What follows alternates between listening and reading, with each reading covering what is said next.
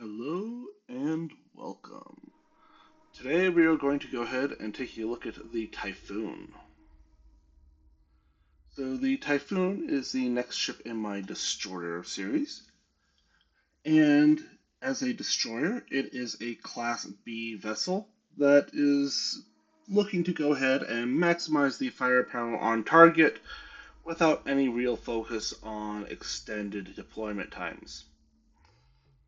So, like all destroyers, it needs to sleep at least four, have a galley, cargo hold, an armory, and an infirmary. Also has to have at least 1,000 cargo and 200 fuel.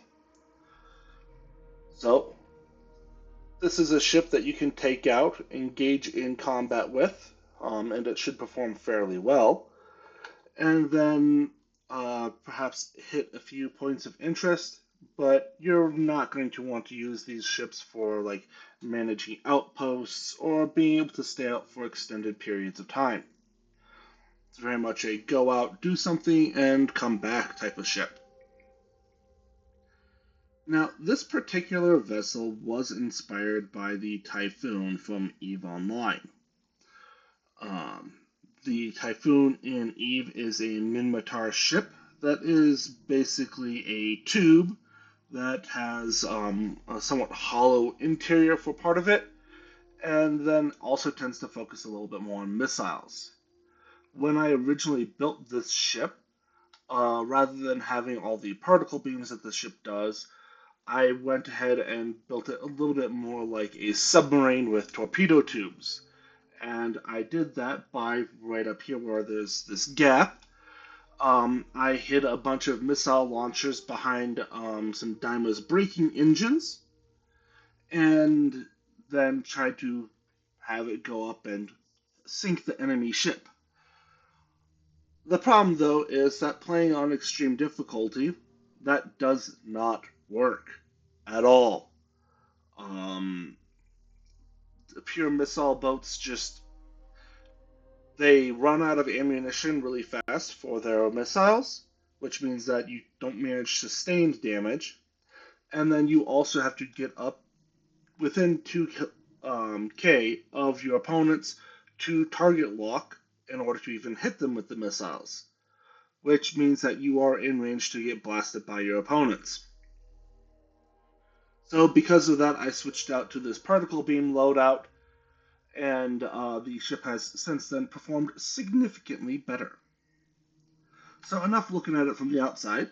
Let's go ahead, board it, see what it looks like, and then I'll show you how it's built and how it performs in its current iteration. So this ship does make use of the um, side lander from Stroud, and you see that we immediately enter into the Stroud Armory. Also right here, this is our docker, so this little section right here is the only point of access for the entire ship. Through this door, we find ourselves in the Stroud 2x3 or 3x2, whichever one's wider, cargo hold hab. And then forward of that, we find the infirmary. So if anybody gets injured, you don't need to worry about taking them up a ladder. Coming back over here, we can jump up a level, and we find ourselves in a companionway.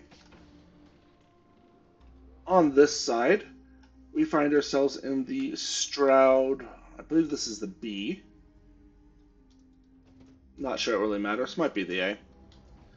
And then moving forward, we find ourselves entering into the Nova Galactic 2x3 mess hall.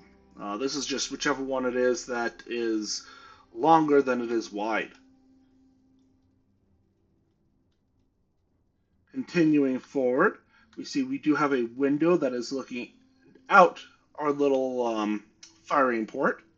Note this is an entirely optional window, but you don't lose a whole lot by putting it in.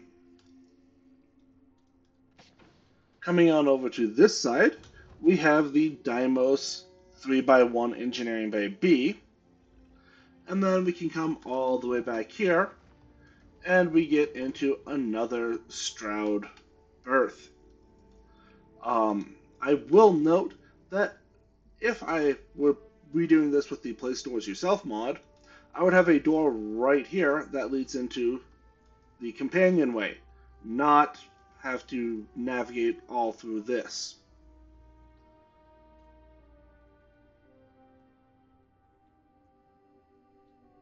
Moving on, let's go up another level. And right here we find ourselves in the Stroud control room.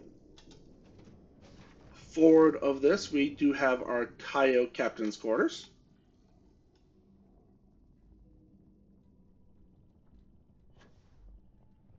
And then coming back here, we have the Overseer Bridge. Now, with this bridge, we are looking down a spine with some weapons in the way. I can totally understand if that is not your favorite thing to do, but if you don't like this, then you can go ahead and change where the weapons are located. There are plenty of choices available for weapon mounts. So, that is the interior tour. Let's go ahead and see how the ship is built.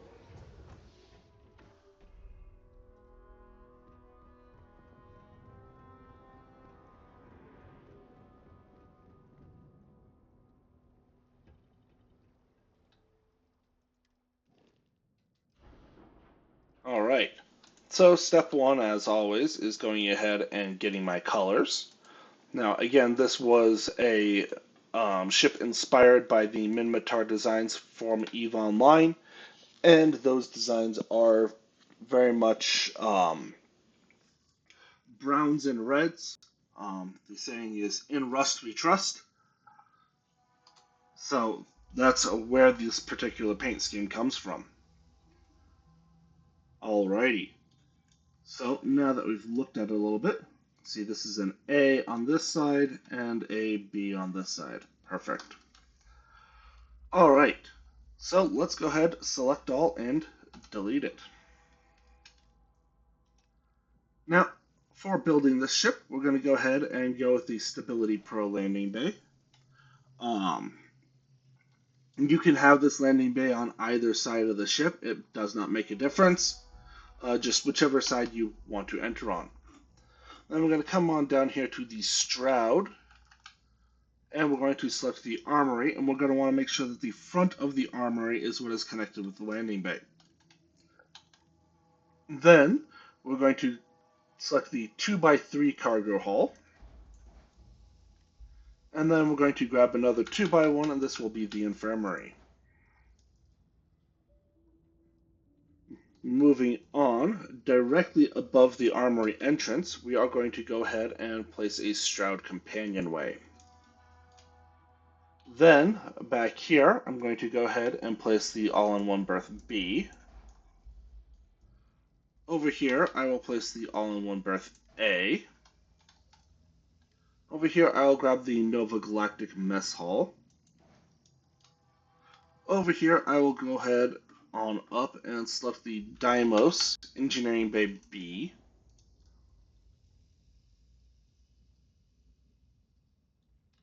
And then right here, I'm going to go ahead and select the Stroud 2x1. And this one is going to be the control station. And then forward of that, I'm going to go ahead and select the Tayo top B for the captain's quarters.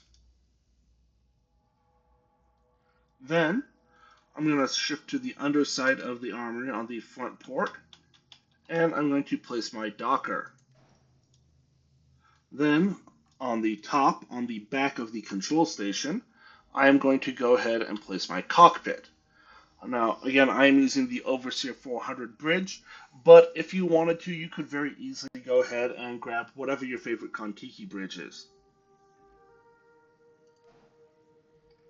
Alrighty, so that is all the habitable portions of this ship. So, what is next? let's go ahead and place our reactor and our grav drive. Now for my reactor, I am of course using the 104DS mag inertial, and I'm just placing it right in this little gap right there. Next, behind that, I'm going to go ahead and place my grav drive, and you can see that I'm using the Aurora 13G grav drive. This gives us 33 grav jump thrust. We could probably use a lesser grav drive, but I wasn't fiddling with that too much. Alright, next, let's go ahead and add landing gear.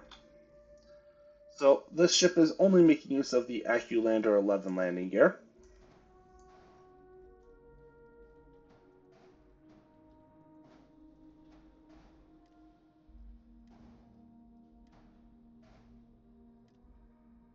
And as you can see, I'm using 5 of them. So where is it placed?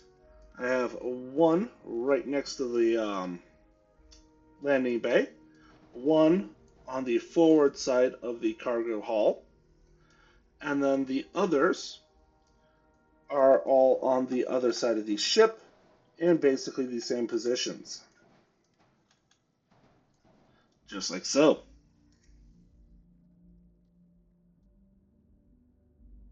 Okay.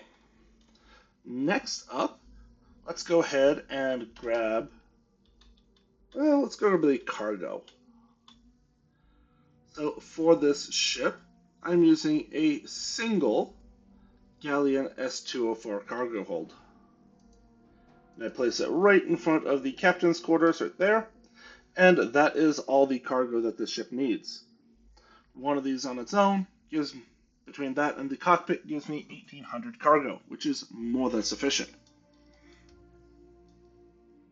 Next, off the side of the captain's quarters, I'm going to go ahead and place my fuel and my shield. See, hang on. Using the 500T HE3 tank. Never mind, that is being placed down here underneath the grav drive. And that was all the fuel I needed for this ship. So of note there, you could go ahead and use this, or you could put a Stroud mid-bracer and use basically any other fuel tank connected to the side up here. It's basically up to you. Alright, shield. We are a Class B ship, so of course we're using the 28T Defender shield generator. Just attached up there. And I believe that also means that this is the only piece that we are flip glitching. But we'll check in just a sec. Alright, we are still missing our engines, so let's go ahead and grab those really quick. Now for this particular ship, I chose to use 2 Dun 71 engines, placed on either side of the grav drive, and then an SAE 5660. Now, taking a look at these, you will see that the ship might be slightly better if we just went with 3 SAE 5660s. We could also go ahead and do 3 Dun 71s and just move the grav drive down, or put the reactor down, and then have fuel hidden under the structural elements up here. Either way would work, but they're fairly close. It's just this does provide a little bit more maneuvering thrust, whereas these ones provide a little bit more engine thrust. Alright, at this point, all that we have left then should be structural elements and then the weapons. So let's hop on over to that structural tab. Alright, first let's go ahead and grab a Dymo's belly.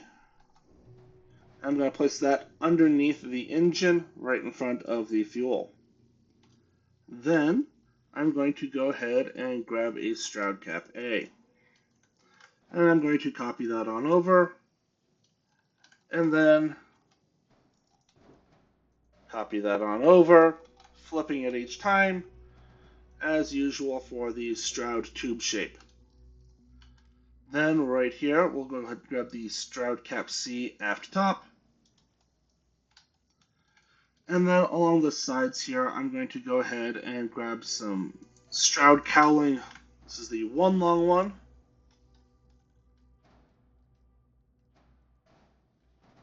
Put 4 of those on. And then we are also going to go ahead and grab the Stroud cowling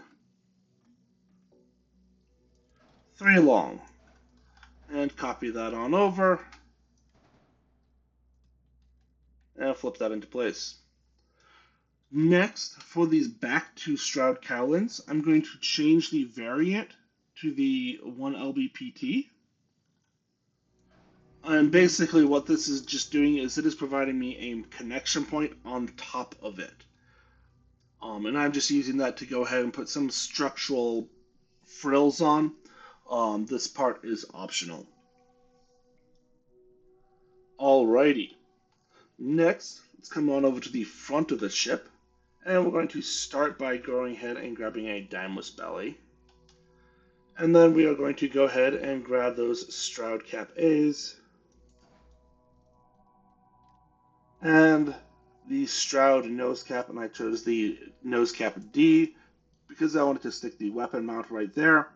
Again, this is optional. You could choose the cap C and just put weapons elsewhere. Again, we are not lacking in places to put our weapons.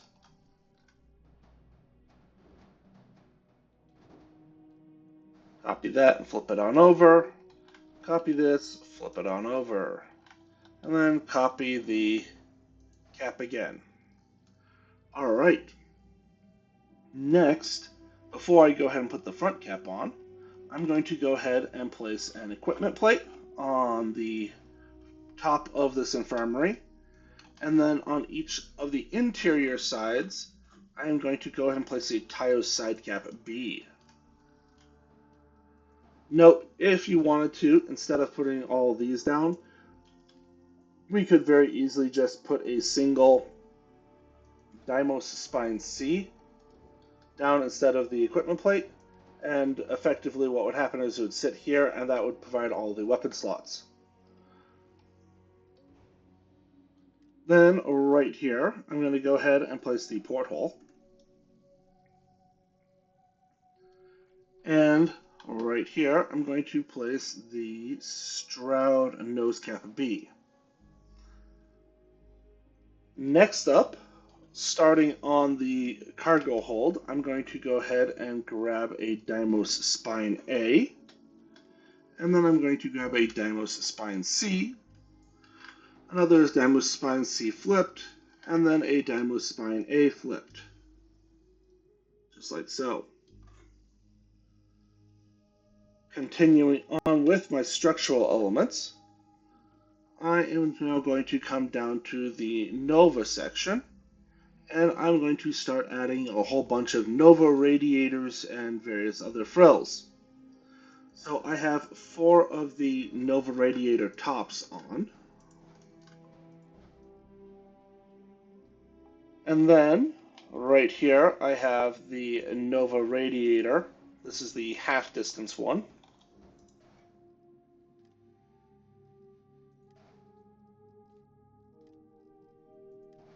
And I am placing 5 Nova radiators down the side. No, not that one. This one. And you can just kind of configure them however you want. That looks good.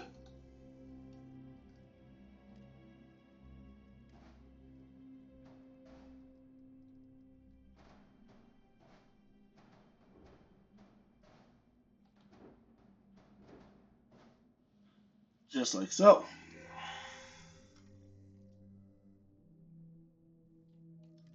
Alright, now let's just go ahead and do a quick scroll through to see if there's any structural elements that I missed. I don't believe so, but it's always a great idea to check.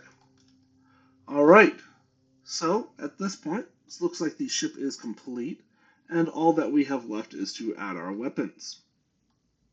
Now, for this ship, I chose to go ahead And inside this little front weapon port area, I stuck 3 Vaporizer 35 MeV auto proton beams. Now, I have actually looked up the actual damage numbers, and the Class B ones of these, um, which we're going to place up here, are slightly higher DPS, but these are still some of the best ones in the game. So just because they're Class A, don't dismiss them.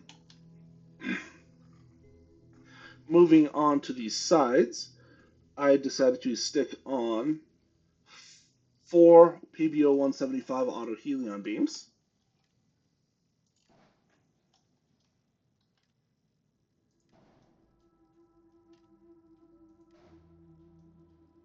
And then right up here, 3 Exterminator 95 auto helion beams. And there we have it. Now, as I said, there are plenty of other places that you could go ahead and stick weapons if you so desired. For instance, we could very easily remove these Nova radiators, stick an equipment plate on, and then stick 2 of these on here, and then drop 1 down here. We could also swap this out for a Dymo Spine C, and then stick an equipment plate right here to fit 4 weapons right in here. We also have the weapon mounts down here, or if you don't care that weapons are shooting through each other, there's so many ports down these sides. So, plenty of room for more weapon options. So let's go ahead and assign our weapons, and then paint our colors. There we go. And that is the Typhoon.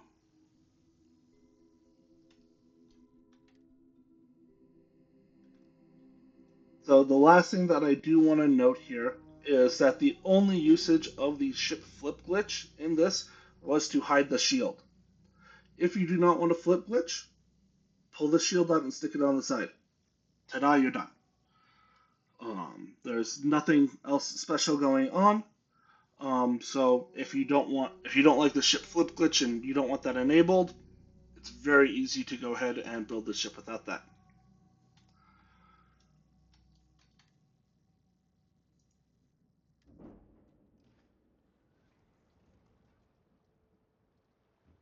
That being said, I do not think that you could build this ship without Starship Design to a minimum of rank 2, and I will note that these particular engines do require Starship Design to a minimum of rank 3.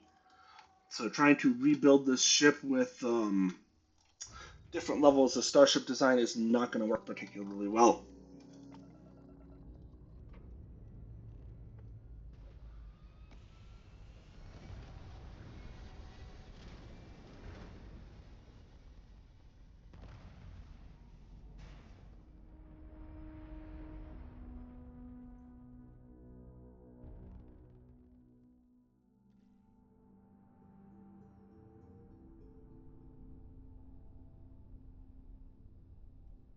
Alright. Assign all of our weapon power. Reduce power to the engines.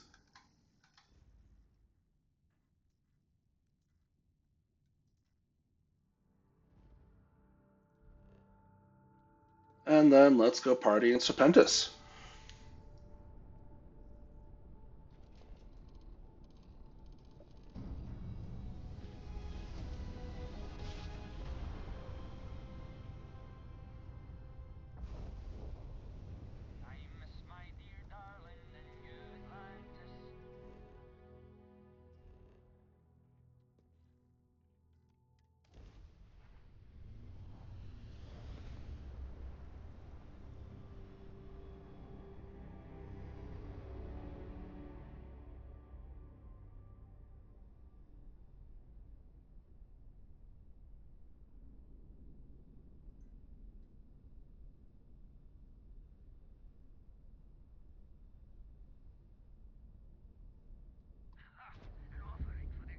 Alrighty. A single Revelation 2.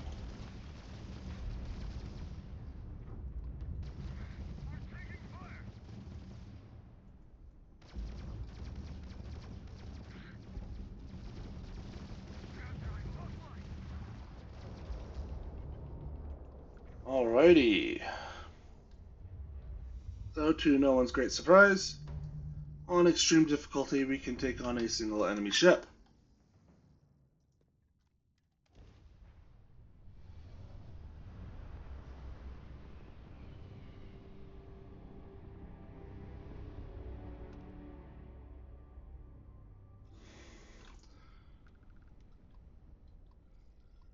Alright, and it looks like we got 3 targets here.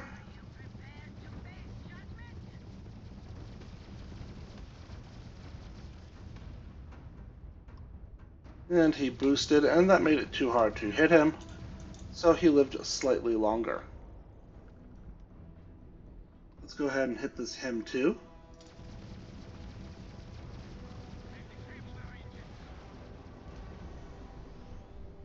And then we've got a Revelation 2 left.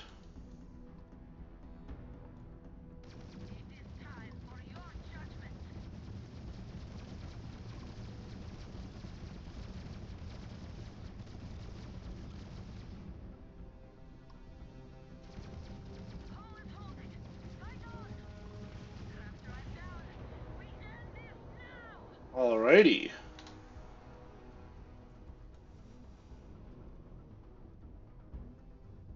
So 3 mid-level ships, Hem 2, Revelation 2, and a Hem 2. Wasn't too difficult. I'll just go ahead and grab the loot from this one really quick, and then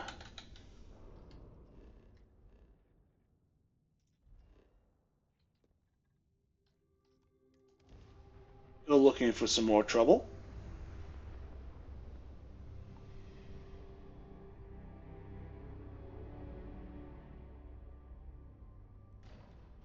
Bonk.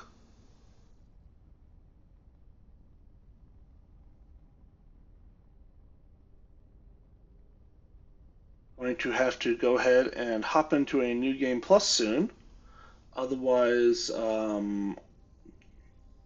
if only just to reset the orbits of Serpentis.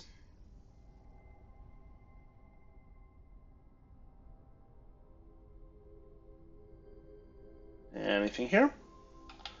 Looks like the answer is no.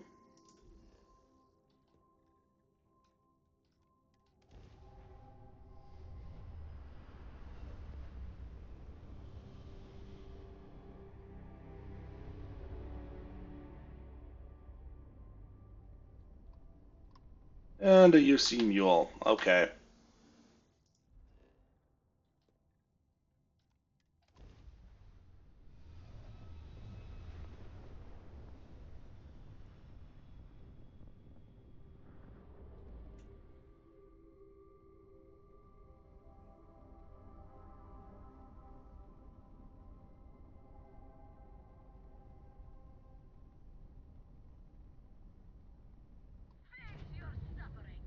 A Vigil.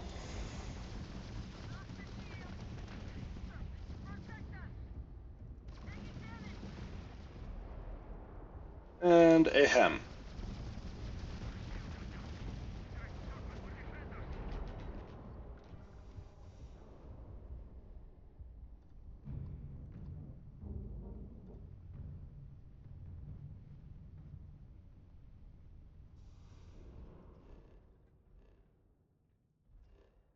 Let's go ahead and see if we can get one more encounter.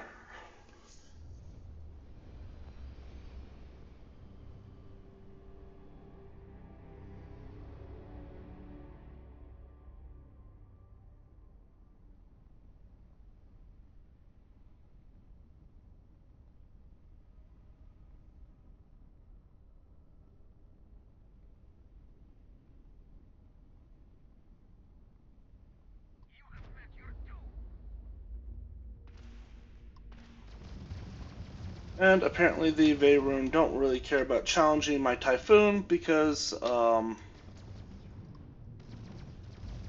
haven't been having the most difficult encounters with them.